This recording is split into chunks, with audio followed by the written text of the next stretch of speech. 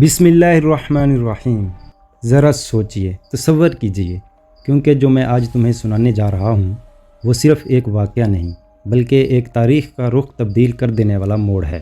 یہ بات ہے آج کے زمانے کی سب سے بڑی کشمکش کی، ایک جنگ جو مشرق وسطیٰ میں بھڑک چکی ہے، جس میں دو بڑی طاقتیں آمنے سامنے ہیں، اسرائیل اور ایران۔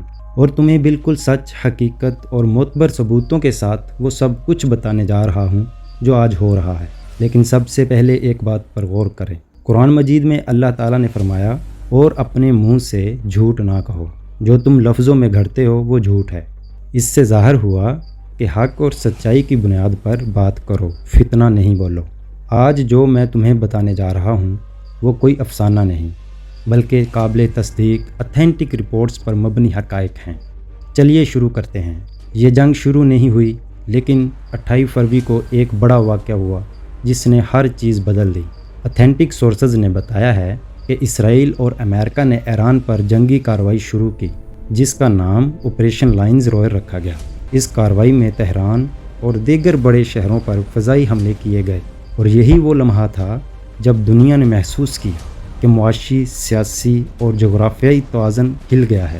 اب ایک منٹ رک کر ذرا سوچئے، یہ عرب دنیا، مشرق وسطیٰ، یورپ، امریکہ اور پوری دنیا کے لیے کیا معنی رکھتا ہے؟ جواب بہت بڑا ہے، اور ابھی ہم اس کو سمجھیں گے۔ آج تک ایران کے فضائی علاقوں پر اسرائیل اور امریکہ کا اڈا مضبوط ہو چکا ہے، ان کے فضائی دباؤ کا دعویٰ کیا جا رہا ہے۔ مشرق وسطیٰ میں جنگ کا دائرہ بڑھ چکا ہے۔ بیروت، تہران، خلیج کے کئی علاقوں میں تباہی اور جوابی حملے ہو رہے ہیں۔ امریکی سب مرین نے ایرانی جنگی جہاز آئرس ڈینا کو بھاری نقصان پہنچایا، جو ایک تاریخی اور سنگین قدم ہے۔ امریکہ اور اسرائیل جنگ کو آپریشن قرار دے رہے ہیں اور مسلسل فضائی اور زمینی کارروائیاں کر رہے ہیں۔ حالات اتنے سنگین اور اتنے تیز ہو چکے ہیں کہ ہزاروں لوگ متاثر ہو چکے ہیں، فضائی حدود بند ہو چکی ہیں، مسافر پروازیں منسوخ ہیں، اور دنیا بھر کی قوتیں اس کی نگرانی کر رہی ہیں۔ تم نے سنا ہوگا، اکثر لوگ کہتے ہیں یہ تو تیسری عالمی جنگ ہے، لیکن خبردار رہو، یہ لفظ تیسری عالمی جنگ ہے یا نہیں، حرف آخر تاریخ ہی بتائے گی۔ حقیقت یہ ہے کہ جو آج ہو رہا ہے وہ آزادی اور استحصالی طاقتوں کے درمیان ایک خوفناک تقابل ہے۔ قرآن میں ایک مقام پر اللہ تعالیٰ فرماتا ہے، وہ تم سے لڑیں گے اور وہ تم میں سے نکلنے والے نہیں ہوں گے۔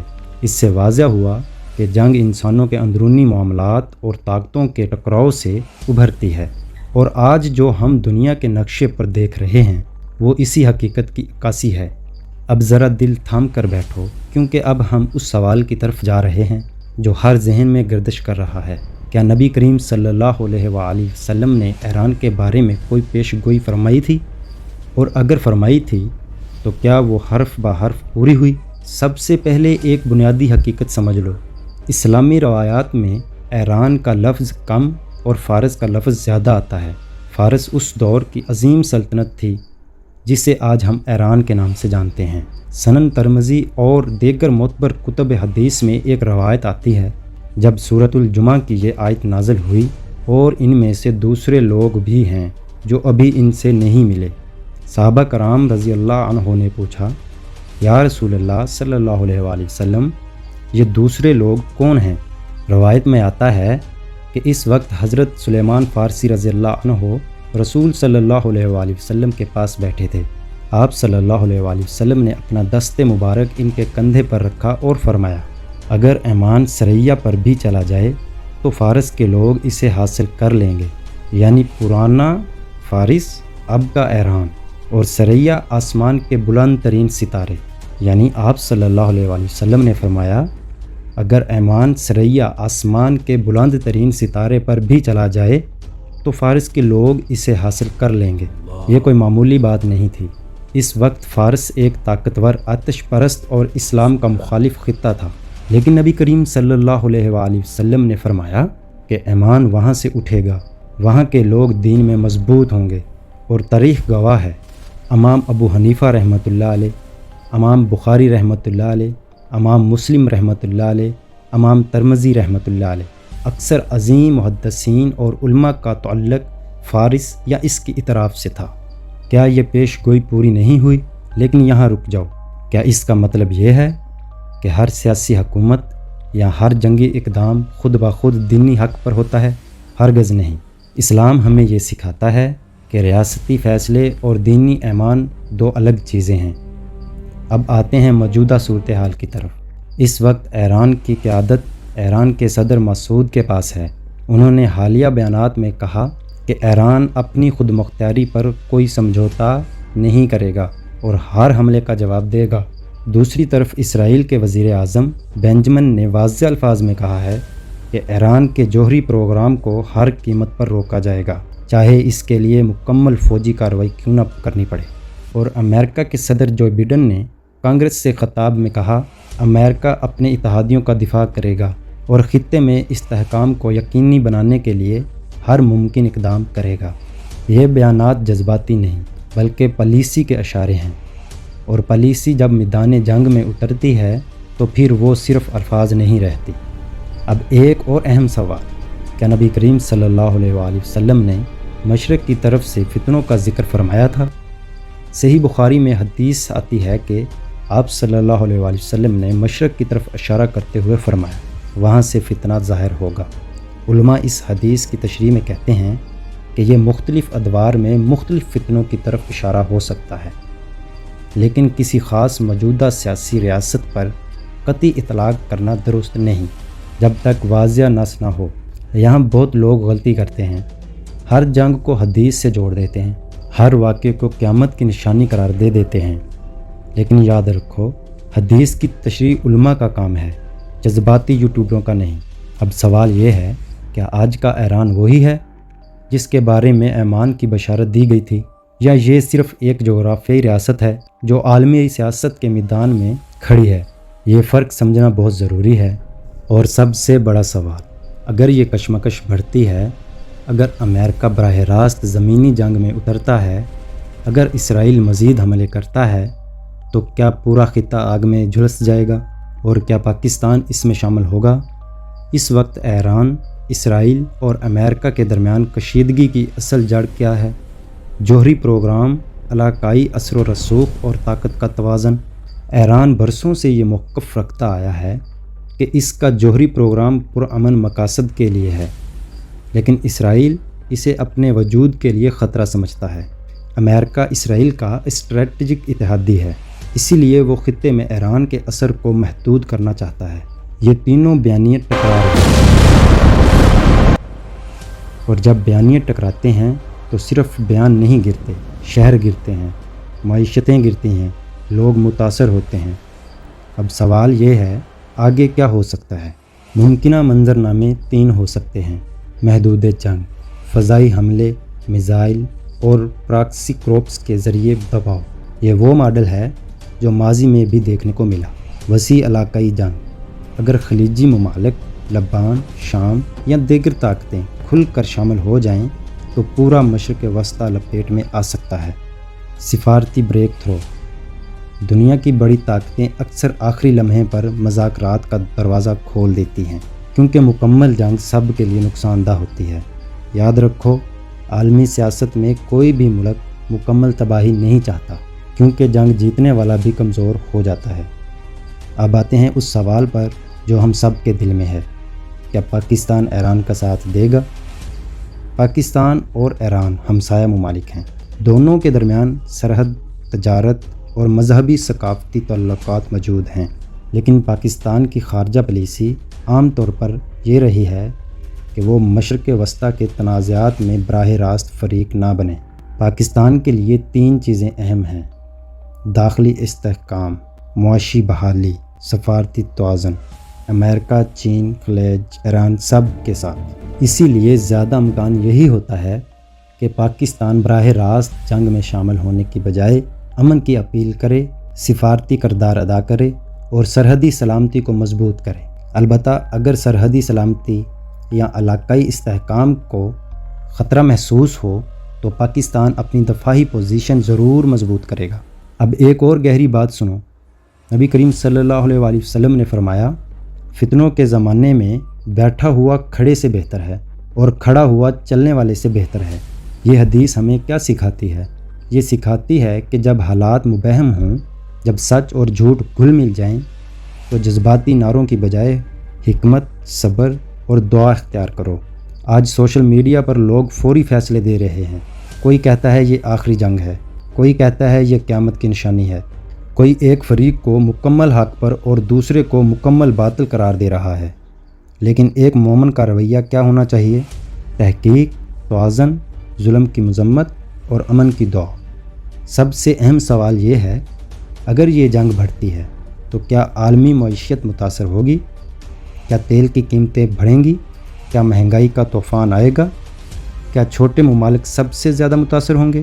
یہی وہ پہلو ہے جو اکثر لوگ نظر انداز کر دیتے ہیں۔ جنگ صرف میدان میں نہیں لڑی جاتی، وہ بازاروں، کرنسیوں اور گھروں کے بجٹ میں بھی لڑی جاتی ہے۔ جنگ صرف بارود سے نہیں لڑی جاتی، جنگ معیشت سے بھی لڑی جاتی ہے۔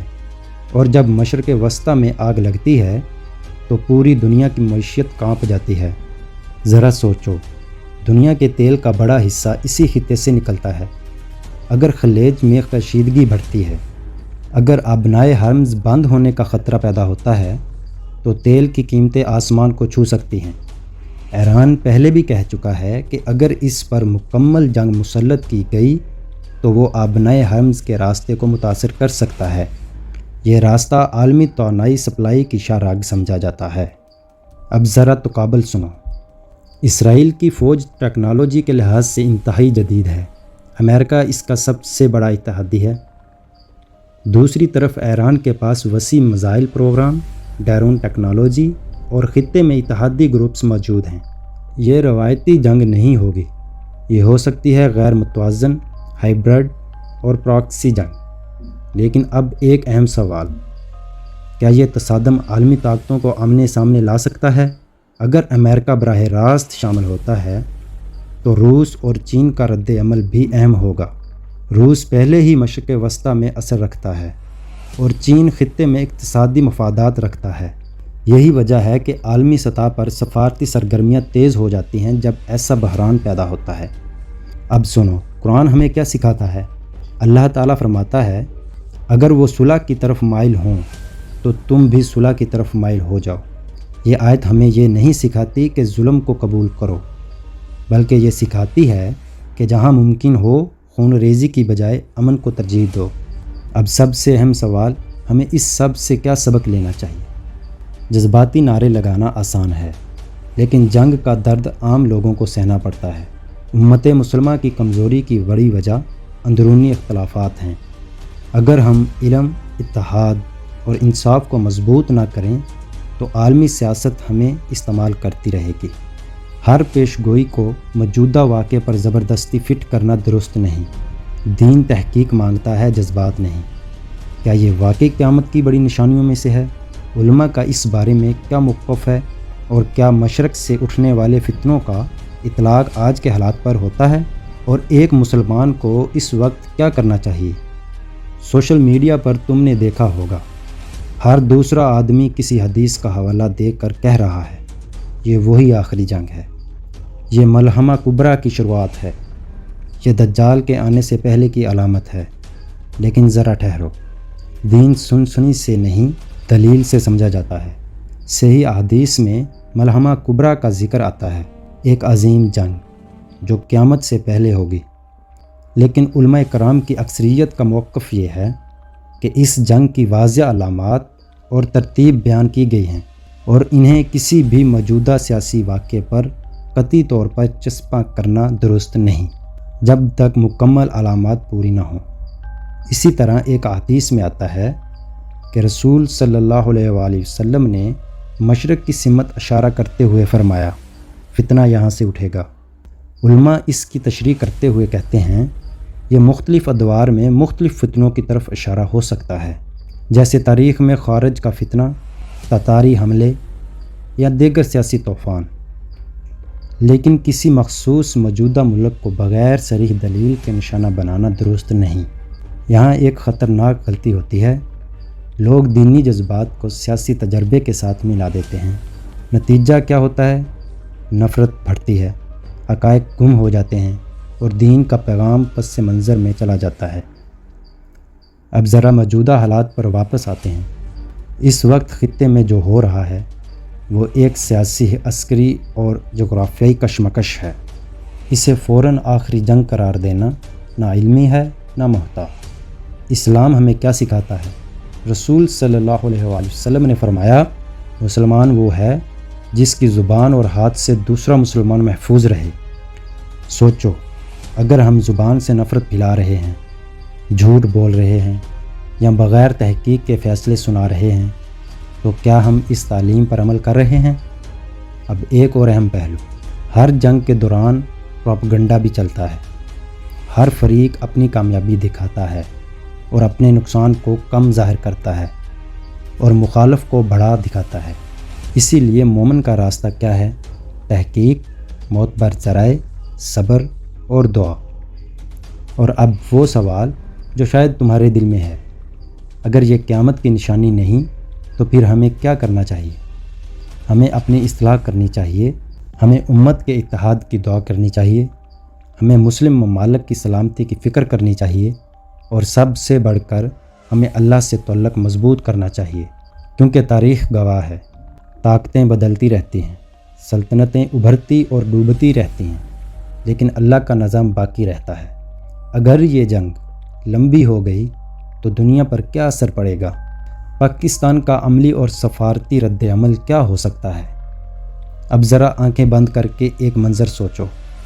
تیل کی قیمتیں بڑھ چکی ہیں، ڈالر مضبوط ہو رہا ہے، چھوٹے ممالک کی کرنسیاں دباؤ میں ہیں، بازاروں میں بے یقینی ہے، اور عام آدمی سوچ رہا ہے یہ جنگ میرے گھر کے بجٹ تک کیوں پہنچ گئی؟ یہی ہوتا ہے جب عالمی طاقتیں ٹکراتی ہیں۔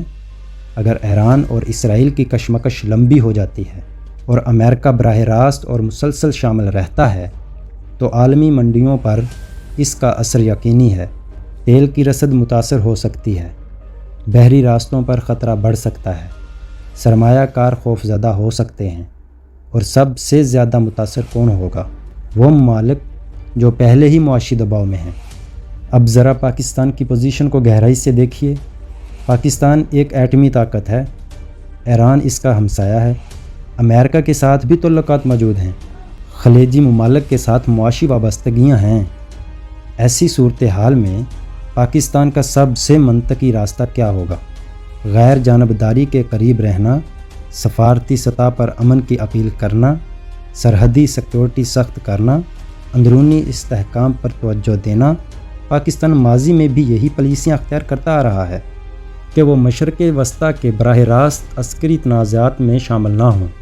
البتہ اگر سرحدی خطرہ پیدا ہو یا ملکی مفاد متاثر ہو تو دفاعی تیاری بڑھانا فطری بات ہے۔ اب ایک اور پہلو، اگر جنگ پھیلتی ہے تو کیا عالمی طاقتیں آمنے سامنے آ سکتی ہیں؟ امریکہ کھل کر اسرائیل کا ساتھ دے گا؟ جنگ اکثر کنٹرولڈ لیول پر رکھی جاتی ہے، مگر خطرہ ہمیشہ موجود رہتا ہے۔ اب ایک دل کو دہلا دینے والی بات، رسول صلی اللہ علیہ وآلہ وسلم نے فرمایا، تم فتنے ایسے دیکھو گے جیسے تاریخ رات کے ٹکڑے۔ کیا آج کا زمانہ ویسا نہیں لگتا؟ خبریں، ویڈیوز، دعوے، الزامات، سچ اور جھوٹ کا فرق مشکل ہو جاتا ہے۔ ایسے وقت میں ایک مومن کیا کرے؟ اپنی معلومات کی تصدیق کرے، جذباتی فیصلوں سے بچے، اتحاد اور امن کی دعا کرے، اپنے کردار کو مضبوط کرے، اور سب سے اہم سبق، جنگ ہمیں یاد دلاتی ہے کہ طاقت عارضی ہے، اقتدار عارضی ہے، لیکن اعمال باقی رہتے ہیں۔ اگر ہم اس موقع پر نفرت پھیلائیں گے تو ہم تاریخ کا حصہ تو بنیں گے، لیکن اچھے الفاظ میں نہیں۔ کیا واقعی کوئی پیش گوئی حرف بہ حرف پوری ہو رہی ہے؟ اب تک ہم نے جو صحیح احادیث دیکھی ہیں ان میں فارس کے لوگوں کے ایمان کا ذکر ہے، مشرق سے فتنوں کے اٹھنے کا ذکر ہے، ملحمہ کبریٰ کا ذکر ہے، لیکن کیا کسی صحیح حدیث میں واضح طور پر آج کے ایران بمقابلہ اسرائیل اور امریکہ کی مخصوص جنگ کا ذکر ہے؟ نہیں۔ یہ بات صاف اور دیانتداری سے کہنی ضروری ہے۔ اسلامی تعلیمات ہمیں سچ بولنا سکھاتی ہے، چاہے وہ سننے میں کم سنسنی خیز کیوں نہ ہو۔ اب یہاں ایک خطرناک رجحان سمجھو، ہر دور میں لوگ اپنے زمانے کو آخری زمانہ سمجھتے رہے ہیں۔ تتاری حملوں کے وقت بھی لوگوں نے یہی کہا، پہلی اور دوسری عالمی جنگ کے دوران بھی یہی کہا گیا، ایٹمی بم گرنے کے بعد بھی یہی کہا گیا، لیکن تاریخ آگے بڑھتی رہی۔ اس کا مطلب یہ نہیں کہ قیامت نہیں آئے گی، قیامت یقیناً آئے گی، لیکن ہر بڑی جنگ قیامت کی آخری جنگ نہیں ہوتی۔ اب سوال یہ ہے کہ موجودہ کشمکش کا ممکنہ اختتام کیا ہو سکتا ہے؟ 3 امکانات سب سے زیادہ زیر بحث رہتے ہیں: محدود معاہدہ اور جنگ بندی۔ اکثر بڑی طاقتیں نقصان بڑھنے سے پہلے مذاکرات کی طرف بڑھ جاتی ہیں۔ طویل پراکسی جنگ، جس میں براہ راست ٹکر کم لیکن خطے میں غیر مستقیم کارروائیاں جاری رہتی ہیں۔ طاقت کا نیا توازن، یعنی خطے میں اثر و رسوخ کی نئی تقسیم، جس کے بعد کچھ سال کا وقفہ آ جاتا ہے۔ عالمی سیاست میں مکمل فتح کم ہی ہوتی ہے، اکثر نتیجہ مجبوری کا سمجھوتا ہوتا ہے۔ اب ایک اور اہم پہلو، ہمیں کیوں بار بار پیش گوئیوں سے جوڑنے کی خواہش ہوتی ہے؟ کیونکہ انسان غیر یقینی حالات میں وضاحت چاہتا ہے۔ اسے یقین ہو کہ سب کچھ کسی بڑے منصوبے کے مطابق ہو رہا ہے۔ لیکن ایمان کا مطلب یہ نہیں کہ ہم ہر واقعے کی فوری تعبیر نکال لیں۔ ایمان کا مطلب ہے اللہ پر بھروسہ اور اپنے عمل کی اصلاح۔ رسول صلی اللہ علیہ وآلہ وسلم نے فرمایا، اگر قیامت قائم ہو جائے اور تمہارے ہاتھ میں پودا ہو تو اسے لگا دو۔ سوچو یہ حدیث کیا سکھاتی ہے؟ یہ سکھاتی ہے کہ تباہی کے ماحول میں بھی تعمیری عمل نہ چھوڑو، مایوسی میں بھی امید کا بیج لگاؤ۔ آج ہمیں کیا کرنا چاہیے؟ اپنے ایمان کو مضبوط کرنا، اپنے ملک میں استحکام کی دعا کرنا، جھوٹی خبریں پھیلانے سے بچنا، امت کے اتحاد کی فکر کرنا، کیونکہ سب سے بڑا نقصان صرف جنگ نہیں کرتی بلکہ وہ ذہنی انتشار کرتا ہے جو جنگ کے نام پر پھیلایا جاتا ہے۔ ایمان کا مطلب خوف پھیلانا نہیں، امید دینا ہے۔ رسول صلی اللہ علیہ وآلہ وسلم نے فرمایا، دنیا مومن کے لیے قید خانہ ہے اور کافر کے لیے جنت۔ اس کا مطلب یہ کہ آزمائشیں آئیں گی، کشیدگیاں آئیں گی، طاقتیں ٹکرائیں گی، مگر ہم نے سچ اور صبر کا دامن نہیں چھوڑنا۔ آخر میں ایک بات دل میں بٹھا لو، سلطنتیں بدلتی ہیں، سرحدیں بدلتی ہیں، سیاسی اتحاد بدلتے ہیں، لیکن اللہ کا وعدہ نہیں بدلتا۔ قرآن میں ہے، بے شک اللہ ایمان والوں کا دفاع کرتا ہے۔ لہٰذا خوف نہیں بلکہ شعور، توازن اور اللہ پر بھروسہ رکھنا چاہیے۔ جزاک اللہ۔